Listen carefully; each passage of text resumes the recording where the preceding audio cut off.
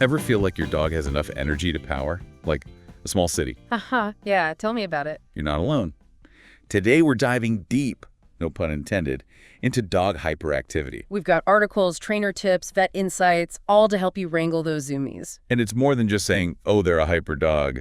We're talking about understanding why they're bouncing off the walls and how to actually address it. Exactly. Slapping a label on it doesn't help anyone. Right.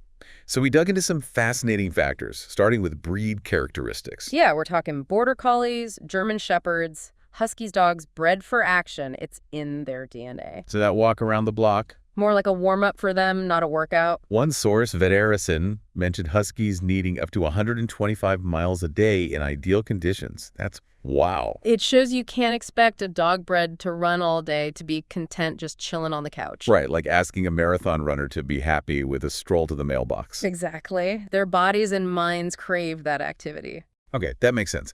But how do we tell the difference between, like, normal puppy energy and hyperactivity that needs attention? It's about patterns. Can your dog settle down at all, even for a bit? Can they focus on you with distractions around? So not just one zoomy session, but if it's constant, no matter what. Yeah, if it's nonstop, regardless of where they are, that's a sign we need to look deeper. It's about how long and how intense the energy is, not just a quick burst here and there. Exactly. And those patterns can be a mix of nature and nurture, just like with us. So breed plays a role, but also their environment, how they're feeling. Absolutely. It's nature versus nurture, but for our canine companions. And speaking of nurture, our sources are packed with advice on creating a calming environment.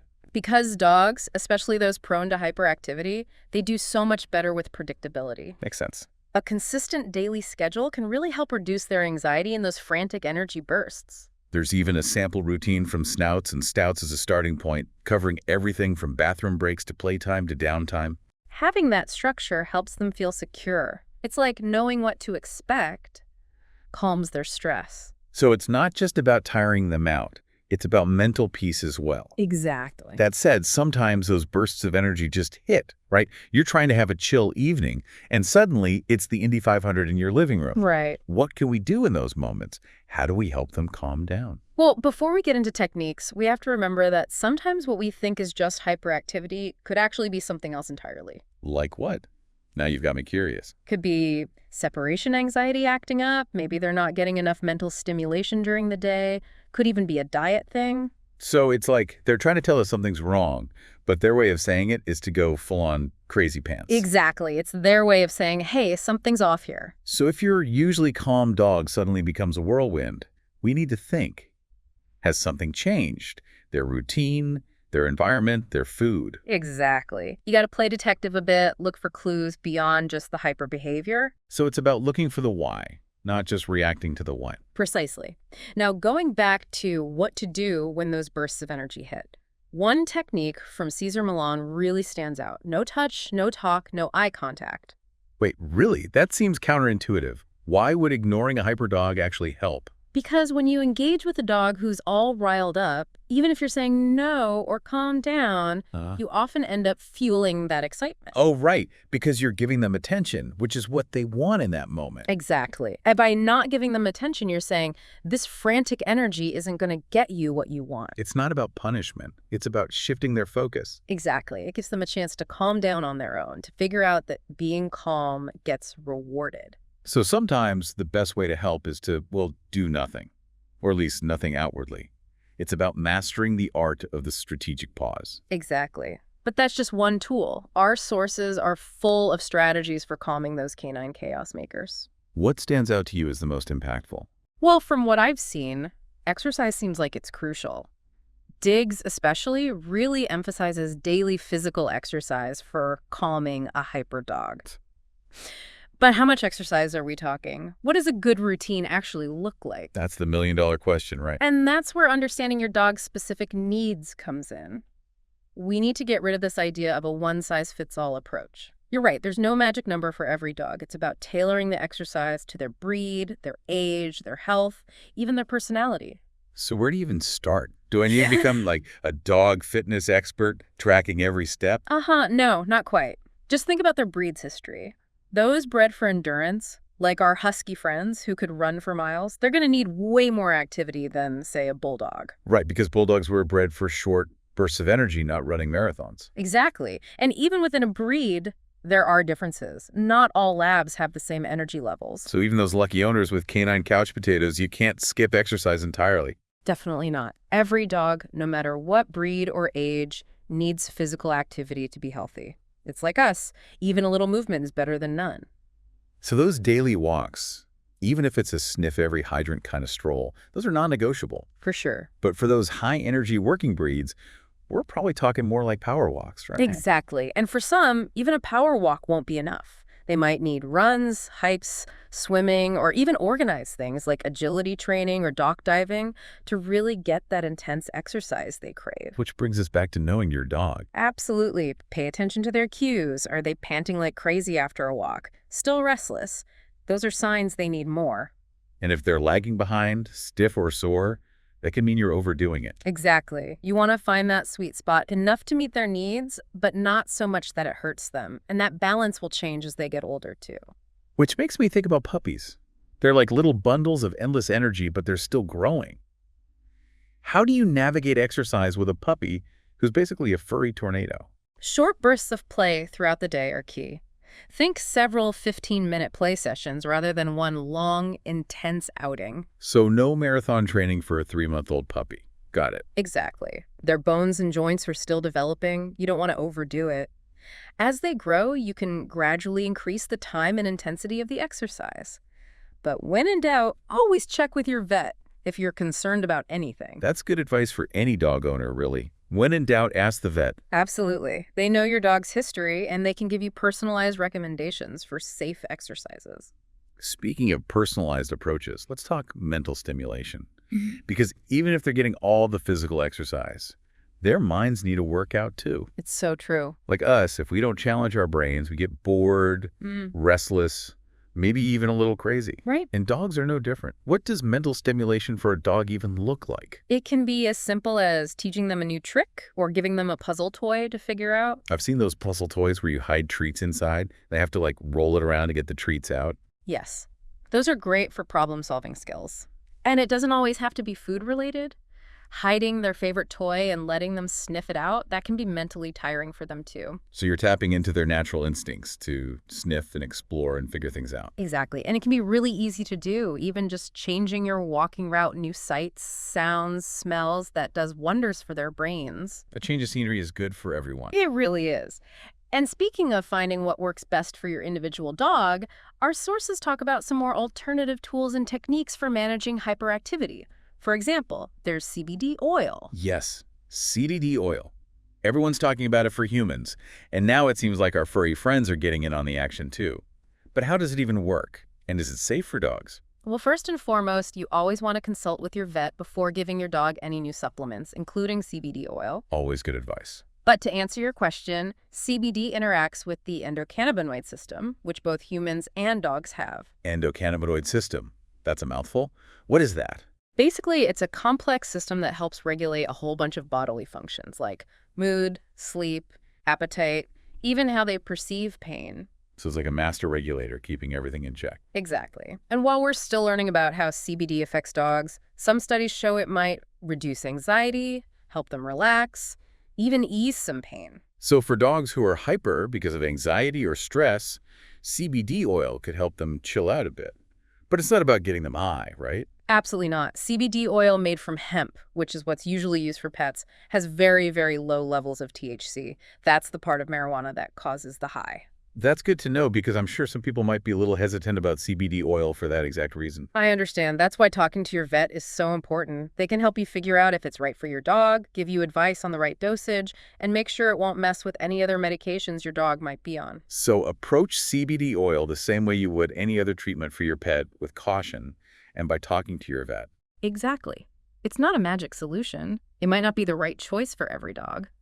But for some, it could be really helpful, especially when combined with exercise, training, and a calming environment. It's not a replacement for those other things, right? You can't just give CBD oil and expect everything to be magically fixed. Right. It's not a quick fix. You need to think about the root of the problem and address that too. And sometimes that means calling in some professional help. Which makes sense. If you've tried everything, changing their routine, their environment, how much exercise they get, and you're still struggling, maybe it's time to get some help. Exactly. And I don't just mean basic obedience training. There are trainers who specialize in working with high-energy dogs, anxious dogs, dogs with behavior issues that might be feeding into the hyperactivity. Like Snouts and Stouts, they mentioned their partnership with Roughhouse Dog Training.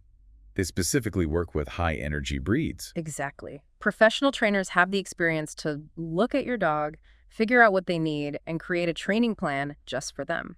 They can also support you, the owner, which is so important. Because let's be real, training a dog, especially one that has a ton of energy, it can be tough. Having a professional on your side can make a world of difference. 100%. It's not about giving up. It's about knowing when you need support and finding those experts who can help you and your dog have a happier, healthier life. That's really what it's all about, right? We love our dogs, even when they're bouncing off the walls, and we want the best for them. Absolutely. Sometimes the best thing we can do is take a step back and say, okay, maybe we need a little help here. Definitely. Being proactive, being observant, and being open to different options is how you'll find what works best for your dog and your situation. And speaking of different options, I'm curious about something you mentioned earlier, training. We tend to think of it as, sit, stay, come, basic commands. Right. But it sounds like you're saying it goes way beyond that, especially when we're talking about hyperactivity. It totally does. Training is about communication, building that bond with your dog. It's teaching them to make good choices, control their impulses, and use all that energy in a positive way. And that's true for any dog, but especially important for those high-energy pups who might not know what to do with all that enthusiasm. Exactly. And you know what? It's never too late to start training. Puppy, older dog, new dog, doesn't matter. Training can make a huge difference. Consistency, patience, and positive reinforcement, those are key. Absolutely. And honestly, it can be a lot of fun. Our sources have a bunch of tips to make it enjoyable for both you and your dog. One that caught my eye was the restraint recall exercise from McCann Dog Training. They used it with this super energetic Border Collie puppy, and it seemed to really help him focus and use his energy in a good way. It's a perfect example of how to make training fun. It shows how important it is to start with short sessions, build excitement, and use something your dog really, really wants as motivation. They used kibble because the puppy hadn't eaten dinner yet, but you could use a toy, treats, even just praise and pets, whatever gets your dog going. And the secret is to end the session before your dog gets bored. You want to leave them wanting more. Yes. Leave them on a high note feeling good about themselves. Exactly. You want them to associate training with good things and leave feeling successful and ready to learn more. You're building that positive relationship with training. For sure. And remember, training doesn't have to be this formal thing. It can be part of your everyday life. Playing fetch, going for walks, even just hanging out at home. So create a lifestyle that's good for their mind and body. Exactly. And that includes having a calming environment. Right, we talked about routine and a safe space before, but I'm curious to hear more about creating that serene environment. Well, one thing that really stood out to me was the idea of Netflix and chill training. Okay, I love that. Sounds like my kind of training. How does that work? Basically, you teach your dog to relax even when there's potential for excitement around. So if you have friends over, there's a party next door, or you're trying to watch a movie without your dog going nuts. Exactly. You gradually expose them to those situations, starting really small, and reward them for staying calm. Instead of letting them get all wound up, you're teaching them to chill out, find their inner zen. Yes. You create positive associations with things that might usually make them hyper. And I'm guessing this takes time and patience, just like any other kind of training. It definitely does. But can you imagine having a dinner party without your dog going crazy? That sounds like a dream. But it makes so much sense. If you can teach them to relax, even with distractions, you're giving them a valuable skill for life. Exactly. You're basically giving them an off switch.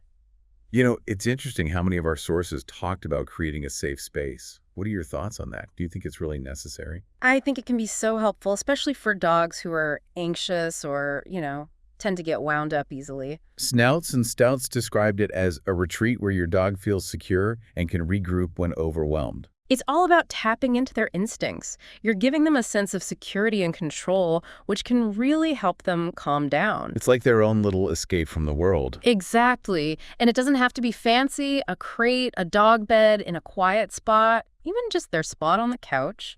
It just needs to be somewhere they feel safe and can relax. And they should always be able to access it, right? Absolutely. It's their spot to go to whenever they need a break, feeling overwhelmed, tired, or just want some peace and quiet. Like their own little Zen den. I think I need one of those. Me too. But really, it can make a huge difference, especially for our hyperactive friends. It's another way to help them find their chill. For sure. Make sure the space is comfy, quiet, no distractions. And maybe a few chew toys, just in case. Always a good idea, especially for dogs who love to chew to relax. You know, it's amazing how much we can learn just from watching our dogs, paying attention to what they need. They're always teaching us if we're Oh. paying attention. And that's really what this whole deep dive has been about, right? Listening to our dogs, understanding why they do the things they do, and figuring out how to help them live happier, healthier, more balanced lives. Absolutely. It's an ongoing journey. There will be ups and downs, good days and bad days. But the bond we have with them makes it all worth it. Couldn't have said it better myself. Speaking of bonds, what about those multi-dog households?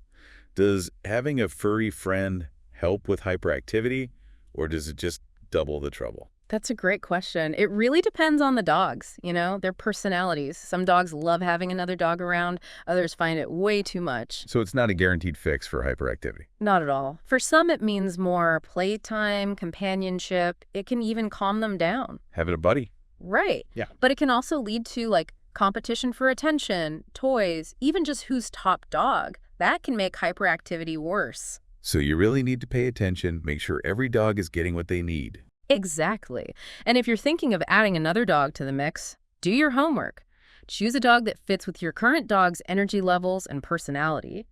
And make sure you've got the time, resources, and patience to handle too. And don't forget, even if your dogs are best buds, they'll still need individual attention and training.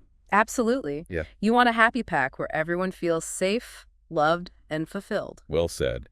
Speaking of fulfillment, one source talked about giving dogs a job to do, even if they're not working dogs in the traditional sense. It's so important to tap into their natural instincts, Gives them a sense of purpose. They mentioned get a calm dog and how it focuses on their, logic and thinking skills. It's about giving them productive activities, something that engages their minds and bodies. So what kind of jobs are we talking about here? It really depends on the dog, their breed, personality, and your lifestyle. Agility training, scent work, even just learning some fun new tricks. Some dogs might love helping with stuff around the house, like fetching the newspaper or carrying in groceries, things like that. So even teaching them to tidy up their toys could be a job. Exactly. Find something they love doing, something that makes them feel good about themselves. And it strengthens your bond, makes training more fun. It's a win-win. For sure. Remember, it doesn't have to be complicated. Even a good game of fetch can be a job if you make it challenging and engaging for them. So be creative. Find ways to make work part of their playtime. Exactly. And the rewards are so worth it. A dog with a job is a happier dog, a more balanced dog, and often a less hyperactive dog. It's like they're finally using all that energy for good. Exactly. It can make a world of difference in how they feel. Okay, relaxation protocol. Sounds so official, like it's doggy meditation or something. It kind of is. Think of it as a structured way to teach your dog how to, really deeply relax. Interesting. It's not about forcing them to be still, but more like guiding them into a state of calm. So how does it work? What are the steps? First, you need the right setting. Find a quiet spot where your dog feels comfortable and safe. No distractions. Okay, got it. Quiet and comfy. Right. Then you gradually introduce cues that encourage relaxation. Like what? What kind of cues are we talking about? It could be anything from gentle stroking to soft music, even aromatherapy. Oh, aromatherapy for dogs. That's a new one. It's about creating a sensory experience that says, calm down. And here's the key. You pair those cues with rewards. So like with other training, you're making them connect those things, the music, the touch, with good stuff. Exactly. It's training, but instead of teaching sit or stay, you're teaching chill out. I love it. Chill out should be a command every dog knows. Right. And the best part is, once they've got it, you can use it in any stressful situation. Oh, that's amazing. So if you've got guests coming over or there's a thunderstorm, you can start the relaxation protocol and help your dog stay calm. Exactly. You're giving them a way to deal with stress on their own. That is so cool. So while it takes time, like any training, it sounds like the payoff is worth it. Oh, definitely. Dogs who learn to really relax, they tend to be less reactive, handle change better, just happier overall. Happier dogs, happier owners, everybody wins. Exactly. We've covered so much in this deep dive. It's kind of amazing. There's a lot to take in for sure. Exercise, mental enrichment, training, that whole idea of a calming environment. There's no one right answer, but there's definitely something for everyone. And that's the key, right? It's about figuring out what works for your dog and your life. And remembering that we don't want to squelch their energy entirely. We just want to channel it. We want happy, energetic dogs, but we also need them to know how to chill out when it's time to chill out. Exactly. It's all about balance. Give them those bursts of play, those mental challenges, but also teach them to settle down, enjoy a quiet night without turning into a furry tornado. Balance is the key to life, I think, for dogs and their humans. I think you're onto something. But seriously, if you could leave our listeners with just one thought, what would it be? Pay attention. Really watch your dog. They're talking to you all the time. Their energy, their body language, their behavior. It's all communication. Learn to listen to what they're trying to tell you. That is such good advice. Because sometimes those zoomies are more than just zoomies. They're a message. And when we learn to understand those messages, our bond with our dogs becomes even stronger, and we can help them live those happy, healthy lives we want for them. Couldn't have said it better myself. It's about being a team, working together to create a life that works for both of you. And on that note, we want to hear from you. What really stuck with you today? What are you taking away from this conversation? What are your biggest challenges when it comes to your own energetic pup? Share your thoughts, your stories, because this is an ongoing conversation. Keep it going.